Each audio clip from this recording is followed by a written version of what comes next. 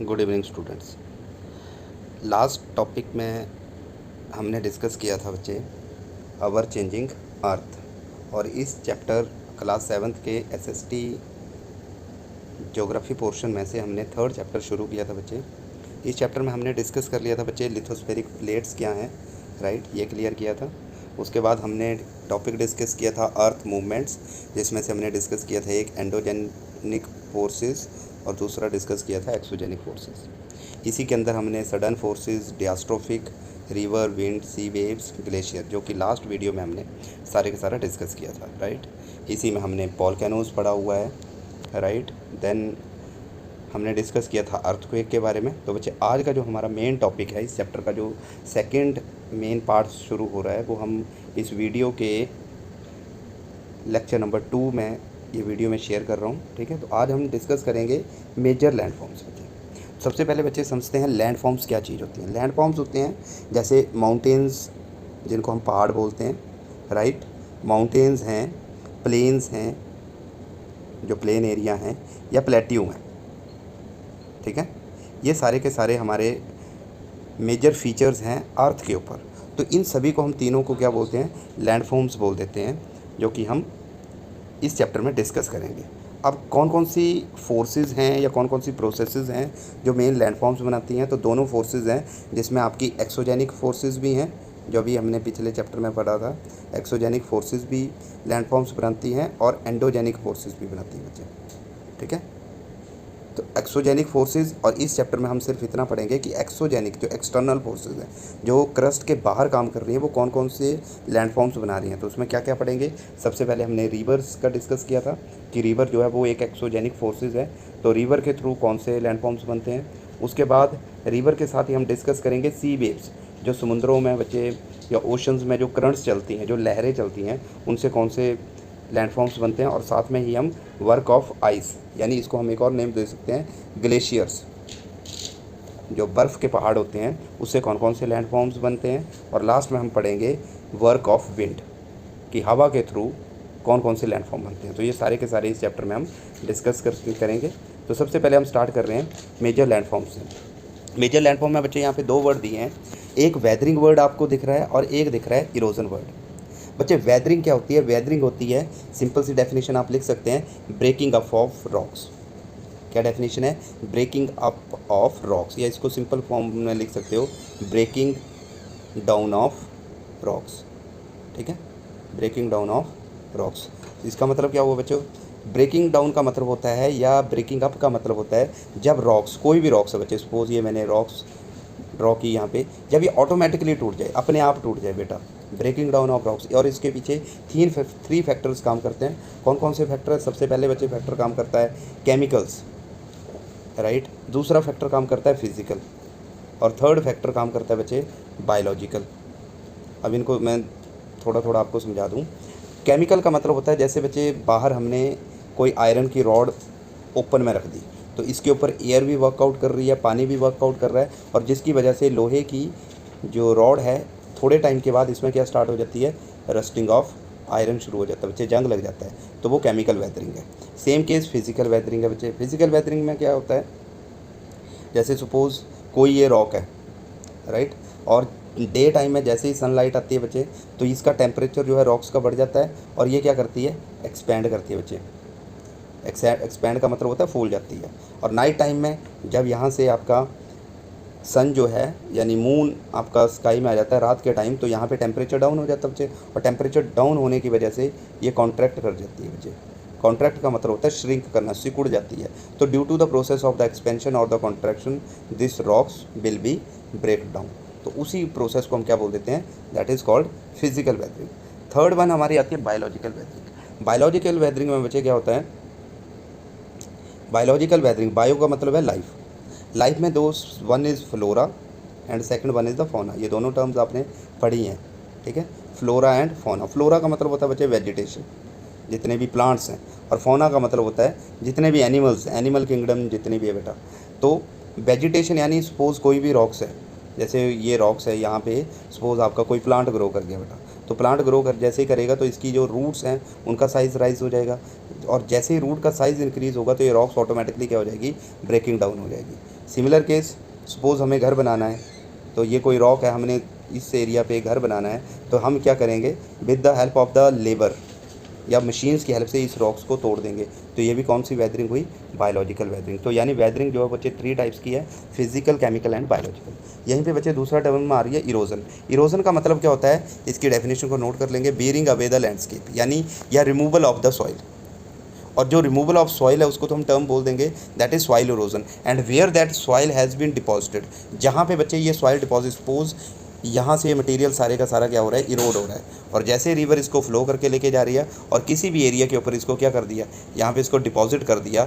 This process, ये जो process है, through which process the material has been beared from one place to another place, तो उसको हम क्या बोल देंगे, इरोजन। और ये इरोजन कौन कौन सी करेंगी बच्चे, रिवर भी इरोजन करती है, विंड भी इरोजन करती है। आपने देखा होगा जब भी हवा चलती है तो साथ में मिट्टी भी उड़ाती है, रिवर भी पानी में मिट्टी लेके जाती है, और साथ में ग्लेशियर, और एक और जो हमने सी वेव्स अभी हम नेक्स्ट पढ़ेंगे। तो ये सारे के सारे एजेंट्स जो हैं ये इरोजन करते हैं। क्लियर। तो अब सबसे पहले हम क्या डिस्कस कर रहे हैं, वर्क ऑफ रिवर, यानी रिवर जो है, नदी जो है, वो कौन कौन से लैंडफॉर्म्स बनाती हैं। तो मेन लैंडफॉर्म जो यहाँ पे दिए हैं, वाटरफॉल बेटा।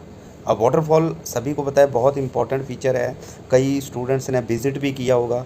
जैसे हमारे इंडिया में ही महात्मा गांधी वाटरफॉल है, वर्ल्ड में नियाग्रा वाटरफॉल है, वर्ल्ड में ही वेनेजुएला वाटरफॉल भी है, नियाग्रा वाटरफॉल भी है, एंड विक्टोरियन वाटरफॉल भी है। वेनेजुएला कहाँ पे है, ये साउथ अमेरिका में है बेटा। और जो नियाग्रा है, ये नियाग्रा कहाँ पे है, that is in between Canada and USA. और विक्टोरिया कहाँ पे है बच्चे, ये विक्टोरिया जो है ये जाम्बिया एंड जिम्बाब्वे के बीच में है, राइट। अगर इसको मैं वर्ल्ड मैप के ऊपर आप इन तीनों को दिखाऊं, तो जस्ट मिनट, ये देखिए बच्चों, ये आपका वर्ल्ड मैप है, राइट। वर्ल्ड मैप में ये जो कॉन्टिनेंट है, इस कॉन्टिनेंट का नेम है south America continent, south America continent. और ये जो country that is the Venezuela, और यहीं पे ही वर्ल्ड का हाईएस्ट वाटरफॉल है एंजल फॉल, जिसकी हाइट कितनी है, 97 मीटर्स, 979 मीटर्स, ठीक है, 979 मीटर्स। और ये कहाँ पे, कौन से कंट्री में है एंजल वाटरफॉल, वेनेजुएला कंट्री में, ठीक है। इसी की तरह हम दूसरा भी बच्चे चेकआउट करते हैं। दूसरा हमारे पास इंपॉर्टेंट है नियाग्रा वाटरफॉल। और नियाग्रा वाटरफॉल कहाँ पे है, ये नॉर्थ अमेरिका कॉन्टिनेंट में बच्चे, नॉर्थ अमेरिका कॉन्टिनेंट है, जहाँ पे कनाडा और यूएसए के बॉर्डर के ऊपर ये जो बच्चे लेक्स हैं, मिशिगन्स लेक्स हैं, इसी के साथ एक वाटरफॉल है जिसका नेम है नियाग्रा वाटरफॉल। और the third, the most important waterfall, that is the Victoria waterfall. और विक्टोरिया वाटरफॉल कहाँ पे बच्चे, ये जो कॉन्टिनेंट है आपका, ये सारे का सारा, that is the Africa continent. Africa continent में ही 2 कंट्री बच्चे, जाम्बिया एंड जिम्बाब्वे। और जाम्बिया और जिम्बाब्वे के बॉर्डर पे ही कौन सा वाटरफॉल है, विक्टोरिया वाटरफॉल। तो ये तीनों ही मेन इंपॉर्टेंट वाटरफॉल हैं, ठीक है। तो हमने ये तीनों वाटरफॉल डिस्कस कर लिए, Niagara, Victoria and angel waterfall. तो रिवर जो है सबसे पहले कौन सा लैंडस्केप बना रही है, कौन से लैंडफॉर्म बना रही है, दैट इज़ द वाटरफॉल। और वाटरफॉल क्या होता है बच्चे, ये इसकी पिक्चर दी हुई है। जब भी बच्चे हार्ड रॉक्स के ऊपर से पानी नीचे गिरेगा, तो ये जो फीचर यहाँ पे बन रही है, इस फीचर को क्या बोल देंगे, वाटरफॉल बोलेंगे, right. When the river tumbles at steep angle, एक पर्टिकुलर हाइट से गिरेगी, यानी स्टीप एंगल से पानी नीचे आएगा, ओवर वेरी हार्ड रॉक्स और down a steep valley is known as the waterfall. तो जो वो एक पर्टिकुलर एरिया से एक बिल्कुल पर्टिकुलर स्टीप स्लोप के थ्रू जब पानी नीचे गिरेगा, उसको हम बोल देंगे waterfall. Second one most important river बनाती है, एक फीचर है, that is the meanders, right. क्या प्रोनाउंस करेंगे, मेंडर्स करती है, मेंडर बनाती है बच्चे। मेंडर क्या होता है, इन द प्लेन एरिया, कहाँ की फीचर है, प्लेन एरिया के, बहुत इंपॉर्टेंट क्वेश्चन है। और प्लेन एरियाज़ में जब रिवर बच्चे फोल्ड यानी कर्व शेप में फ्लो करना शुरू करती है, राइट। तो जो ये कर्व शेप में बच्चे जब ये रिवर फ्लो करना शुरू करती है, इसी जो ये लैंडस्केप बन रहा है, ये जो एक तरह की पिक्चर बन रही है, इसी पिक्चर को हम क्या बोल देते हैं, दैट इज़ कॉल्ड मेंडर। ये जो देखो डायग्राम है, यहाँ से रिवर आपकी जो है ये फ्लो कर रही है बच्चे, राइट। तो ये जो है, इसी हम जो फोल्डेड शेप है या कर्व शेप है, इसी को हम क्या बोल रहे हैं, मेंडर बोल रहे हैं। इसी के साथ बच्चे एक और इंपॉर्टेंट टर्म आ रही है, that is the oxbow lake. Oxbow lake क्या होती है, अगर इसी डायग्राम को और ज़्यादा मैं एक्सप्लेन करूँ, सपोज़ यहाँ से ये रिवर का एक्चुअल कोर्स है बच्चे, यहीं से रिवर फ्लो कर रही है, बट सपोज़ अगर हैवी रेनफॉल हो जाए, ज़्यादा पानी आ जाए, तो ये इस तरह से फ्लो करनी शुरू कर देगी बच्चे, और इसका एरिया जो है वो और बढ़ जाएगा, राइट। और यही जो साइड्स हैं बच्चे रिवर की, जहाँ से कर्व्स बन रहा है, यही समटाइम्स सेपरेट हो जाते हैं मेन चैनल से, और यही जब सेपरेट होते हैं मेन चैनल से तो क्या बनाते हैं, that is called as the oxbow lake. ठीक है, इसको क्या बोल देते हैं हम, ऑक्सबो लेक। इसी के साथ एक और इंपॉर्टेंट टर्म्स आती है फ्लड प्लेन। और फ्लड प्लेन तो ईजी है, जब रिवर बच्चे माउंटेन एरिया से फ्लो करती है, प्लेन एरिया से मेंडर की हेल्प से मूव करती है, और एट लास्ट जाके रिवर जहाँ पे सारे का सारा मटेरियल जो है वो अपनी साइड्स में डिपॉजिट करती जाती है। बच्चे जितना भी इरोजन करके मटेरियल लेके आती है river, when river deposit material को एक पर्टिकुलर प्लेस के ऊपर और एक फर्टाइल प्लेन बना देती है, उसी को हम क्या बोल देते हैं, फ्लड प्लेन बोल देते हैं। ठीक है, और इसी के साथ एक और वर्ड आता है लेवीज। लेवीज क्या होते हैं, लेवीज होते हैं बच्चे थोड़ा सा हाई अल्टीट्यूड एरिया के ऊपर जो बैंक्स होते हैं, रिवर के किनारे बच्चे जो कोस्टल एरिया होता है, राइट, या जो बैंक्स होते हैं, बैंक्स का मतलब कोस्टल एरिया बोलते हैं बच्चे, किनारे बोलते हैं बैंक्स, ये दूसरे पैसे जमा करने वाले बैंक नहीं है। ठीक है, स्पेलिंग सेम है but meanings are different.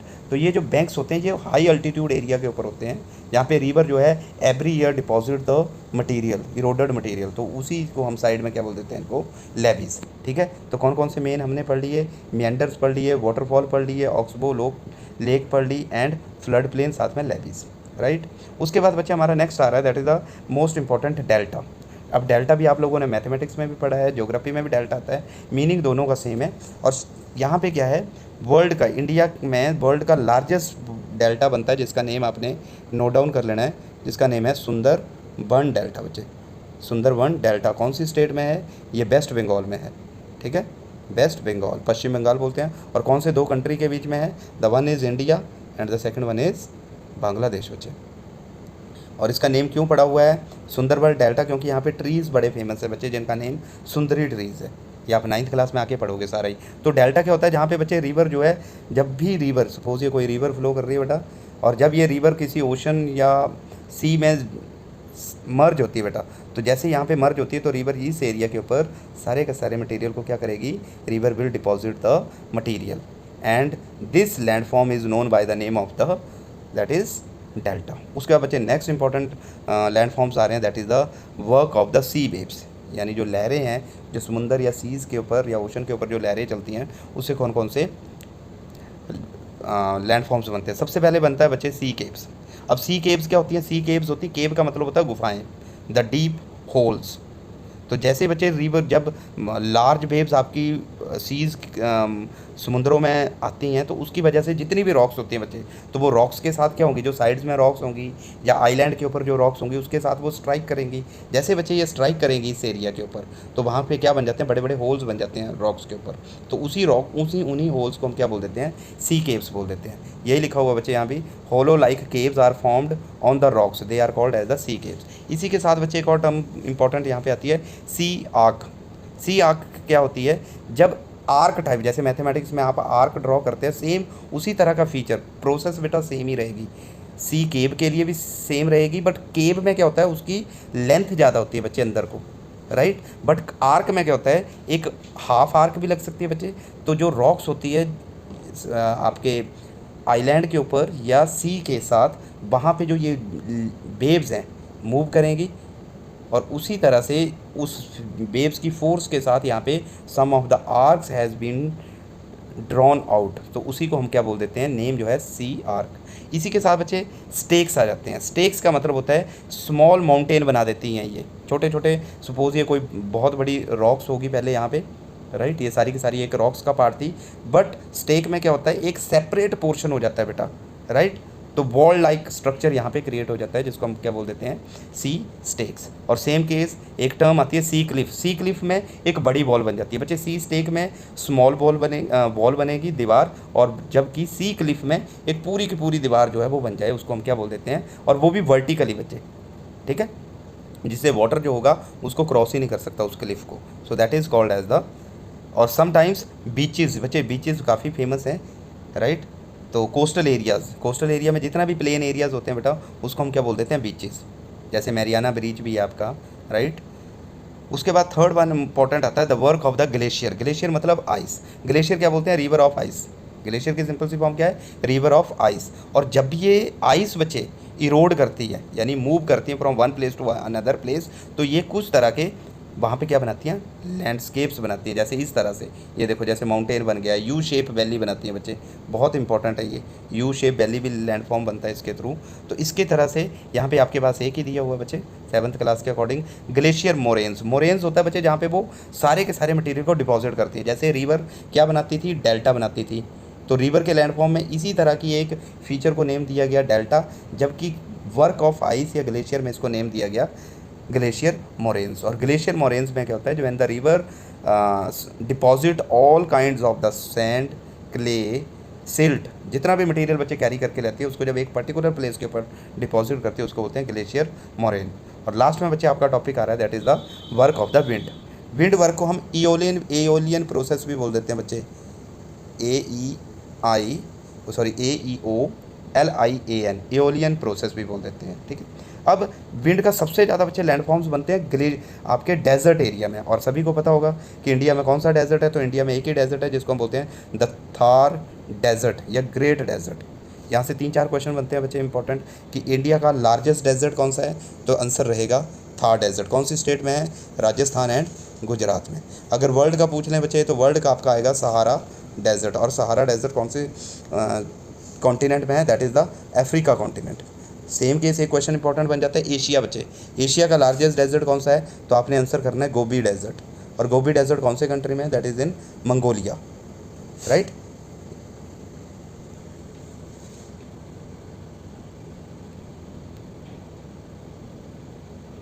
Okay, so that is in the Mongolia. Now कौन कौन से मेन फीचर हैं इसके अंडर विंड वर्क में, सबसे पहले आते हैं बच्चे मशरूम रॉक। अब ये मशरूम रॉक्स का जो मशरूम वर्ड है ये एक वेजिटेबल्स होती है जो हम बेसिकली खाते हैं, ठीक है। मशरूम की तरह ही, जैसे सपोज यहीं पे विंड डेजर्ट एरिया में ही ये कोई रॉक्स है इस तरह से, तो इस तरह से रॉक्स है, तो क्या होता है, जैसे ये रॉक्स है ये सारी की सारी सैंड के अंडर है, जैसे बच्चे स्पीड से जब विंड मूव करती है तो ये क्या करती है, इसकी साइड्स को बच्चे इरोड कर देती है, और इस तरह की टोपोग्राफी वहाँ पे बन जाती है। ये रॉक्स जो हैं इस तरह से बन जाती हैं, और इन रॉक्स को, इस शेप को हम क्या नेम दे देते हैं, मशरूम रॉक। जैसे यहाँ पे लिखा हुआ है an active agent of erosion and the deposition in the desert is wind. In desert area you can see in the rocks in the shape of the mushroom commonly known as the mushroom rock. Winds erode the lower section, मतलब जो lower section है, ये कोई अब suppose आपकी rock है तो इसके इस वाले पोर्शन को सबसे ज़्यादा इरोड करेगी बिकॉज यहाँ पे सॉफ्ट रॉक्स होंगे बेटे, और ऊपर वाले सेक्शन को कम इरोड करेंगी क्योंकि हो सकता है यहाँ पे हार्ड रॉक्स हों, तो इस तरह की शेप वहाँ पे बन जाती है जिसको हम क्या बोल देते हैं, मशरूम रॉक बोल देते हैं। इसी तरह से बच्चे एक टर्म आती है सैंड ड्यून्स। सैंड ड्यून होते हैं रेत का टीला। अब ये जितने भी आपको यहाँ पे ये दिख रहे हैं कि जैसे सैंड ड्यून्स, जब मिट्टी हवा चलती है तो वो सैंड को उड़ाती है, और इस तरह से विंड जो है वो डिपॉजिट करती है सारी की सारी सैंड को एक पर्टिकुलर एरिया के ऊपर। तो इसी तरह से लॉन्गिट्यूडनल सैंड ड्यून्स भी बन जाते हैं, वर्टिकल सैंड ड्यून्स भी बन जाते हैं, यानी रेत के पहाड़। और इसी की तरह से एक टर्म आती है loess. Loess very very important landform है विंड का। लोएस का मतलब होता है बच्चे जहाँ पे रिवर डिपॉजिट करती है और प्लेन एरिया जो बनता है, जो प्लेन एरिया बच्चे आपकी विंड बनाती है उसको हम क्या बोल देते हैं, लोएस। रिवर के लिए बच्चे वर्ड आता है डेल्टा, ये सेम मीनिंग है इनके, बट प्रोसेसेस डिफरेंट के अंडर आएंगे। डेल्टा के अंडर आ जाती है ये रिवर जो है वो डेल्टा बनाती है, जो ग्लेशियर्स है वो मोरेन्स बनाती है बच्चे, MORAINS, मोरेन्स ग्लेशियर बनाती है। और लोएस कौन बनाता है, लोएस जो है वो आपकी बनाते हैं विंड बनाती है, राइट। और ये लोएस जो हैं ये चाइना में सबसे ज़्यादा मिलते हैं बच्चे, प्लेन एरिया होते हैं जो सैंड्स के बनते हैं, और कौन बनाती है, दैट इज़ द विंड बनाती है, ठीक है। तो ये बेसिक टॉपिक थे। अगर हम एक्सरसाइज के ऊपर डिस्कशन करें, why do plates move, plate क्यों मूव करती हैं, तो उसके लिए आंसर आपका आ जाएगा PVT, pressure volume and temperature के through. What are the exogenic and the endogenetic forces, exogenetic जो अर्थ क्रस्ट के ऊपर है on the earth crust, and endogenetic which are found in the interior part of the earth crust. What is erosion, erosion is a process in which the soil or any other material can remove by the river, wind and the water from one place to another place. How are the flood plains formed? So due to the erosional activity of the river, and when river deposit that material on a particular area तो उसको हम क्या बोल देंगे, flood plain. What are sand dunes? So sand dune is the work of the wind, पढ़ा अभी हमने, right? And how are the beaches formed? Beaches are formed by the sea waves, right? Oceanic waves के through बनते हैं, where the river carry the depositional material. And what are the oxbow lake are formed due to the river through which the process river makes the meanders. ठीक है, तो इस तरह से which is not an erosional feature of the sea waves. तो sea wave की erosional feature कौन सी नहीं है बच्चे? सी केप भी इरोजनल है, क्लिफ भी इरोजनल है, बीच इरोजनल नहीं है, क्योंकि बीच जो है that is the deposition feature, the deposition feature of a glacier. तो अगेन मोरेन मैंने अभी आपको बताया है। ठीक है, which is cause by the sudden movement of the earth. तो sudden movement of the earth से क्या बनेगा बच्चे? सडन मूवमेंट से क्या होगा बच्चे? वॉल्केनो। तो ये सारे के सारे वॉल्केनो आएगा। Mushroom rocks are found. तो मशरूम रॉक्स कहाँ पे मिलती हैं? डेजर्ट एरिया में मिलती हैं। Oxbow lake is found by the, तो कहाँ पे बनती हैं बच्चे? कौन बनाता है? रिवर वैलीज बनाती हैं। ठीक है, उसके बाद आपका मैच द फॉलोइंग क्वेश्चन है। तो ग्लेशियर्स में क्या आ जाएगा बच्चे? ग्लेशियर क्या है? रिवर ऑफ आइस है, तो 1 का सी हो गया बेटे। मेंडर्स कौन बनाता है? राइट, मेंडर कौन बनाता है? मेंडर रिवर बनाता है, तो सेकंड का डी हो गया। रिवर्स। बीच, बीच कौन बनाएगा बच्चे? बीच का आपका आंसर आएगा दैट इज़ द सी शोर। सैंड ड्यून्स कौन बनाएगा बच्चे? सैंड ड्यून्स जो है दैट इज़ द विंड। अब विंड ढूंढो यहाँ पे कहाँ पे? Sand dunes. विंड नहीं है तो यहाँ पे डेजर्ट एरिया, इसका मतलब ये कहाँ पे बनेंगे? डेजर्ट में बनेंगे। अर्थक्वेक क्या है बच्चे? Earthquake vibration of the earth. And waterfall क्या है? हार्ड वेट रॉक्स पे बनते हैं। ठीक है, उसके बाद इन्होंने गिव रीजन के लिए क्वेश्चन पुट कर दिए हैं। Some rocks have the shape of mushroom. Yes बच्चे, कुछ रॉक्स में मशरूम की शेप बनती है, जहाँ पे हार्ड और सॉफ्ट रॉक्स मिक्स होंगी। Flood plain are very fertile. Yes, क्यों होते हैं बच्चे? क्योंकि डेपोजिशनल मटीरियल है, और डेपोजिशन मटीरियल में सारे का सारा क्ले, सैंड, सिल्ट सारा होता है। Sea caves are turned into stacks. बिल्कुल बच्चे, कन्वर्ट हो जाती हैं, वॉल में कन्वर्ट हो जाती है sea cave sometimes. And building collapse due to earthquake. क्या अर्थक्वेक आने से बिल्डिंग गिर जाती हैं? बिल्कुल गिर जाती हैं। क्यों गिरती हैं? Because of earthquake produce various kinds of the vibration. Right, उसके बाद बच्चे ये एक्टिविटी दी हुई है आपको, ये फोटोग्राफ लगी, आपको फीचर को आइडेंटिफाई करना है। जैसे पहली है वाटरफॉल है बच्चे। अब वाटरफॉल में आपको 3 वाटरफॉल पढ़ाए हैं, नियाग्रा, विक्टोरिया एंड एंजल। ठीक है, उसके बाद कौन कौन सी फीचर से बन रहे हैं? ये मेंडर है, रिवर का मेंडर बना हुआ है। उसके बाद the third one is the, ये फर्टाइल प्लेन है, यानी डेपोजिशनल प्लेन, जिसको फ्लड प्लेन बोल रहे हैं। तो ये सारे के सारे हमारे इसी चैप्टर के। और सर फॉर क्वेश्चन नंबर 6 में फॉर फन है बच्चे, ये पजल दी हुई है आपको।